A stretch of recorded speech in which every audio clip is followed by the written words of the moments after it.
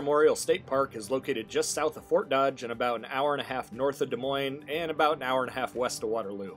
It's an awesome little park hugging the Des Moines River and is definitely worth the trip if you haven't yet visited. To me, Dolliver makes me think of Ledges State Park near Boone, and it makes sense because the geology of both places is really similar. They both have creeks draining into the Des Moines River that have slowly cut through the sandstone, forming amazing bluffs and canyons.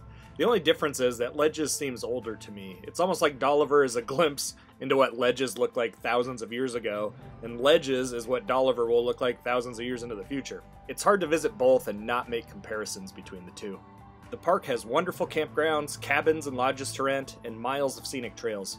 These trails wind along the creek, through rolling hills, up high bluffs, past Native American mounds, and through tight canyons. If you want to see everything, pack a lunch and plan on spending the whole day here. For me personally, there are three things that stand out about this park. The first is the creek. It's clean, it's clear and cold, and there are plenty of easy access points for kids and dogs to get in and start creek stomping. At normal levels, there are shallow riffles to play in and deeper pools to sit and cool off in.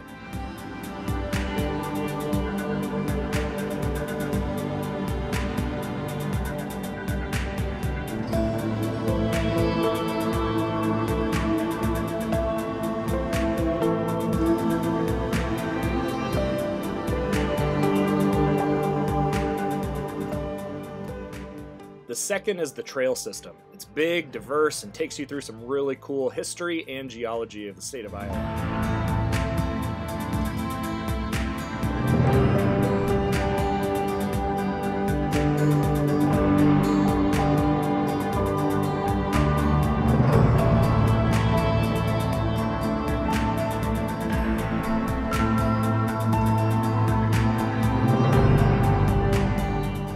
The Copperas Beds is a cool section of a sandstone bluff filled with small crystals and mineral deposits, and the occasional plant fossil wedged in.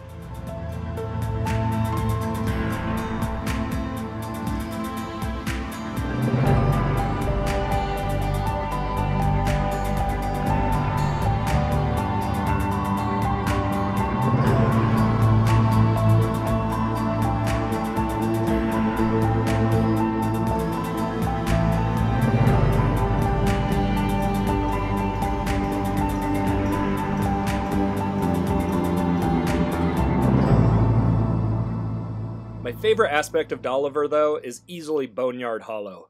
It's a small canyon made up of sandstone that has awesome geologic layers. It gives some great "we're not in Iowa anymore" vibes, and it's easy to get lost exploring these narrow canyons.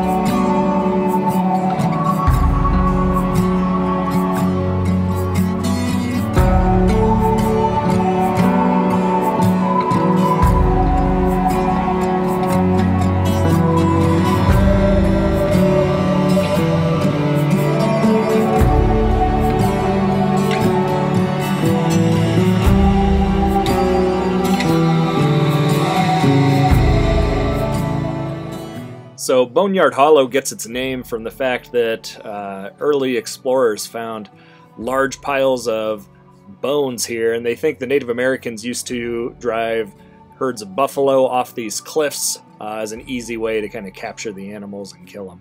Most of the writing you see on the cliff walls is just graffiti, but there are actually a few original petroglyphs carved in, although I've never found them.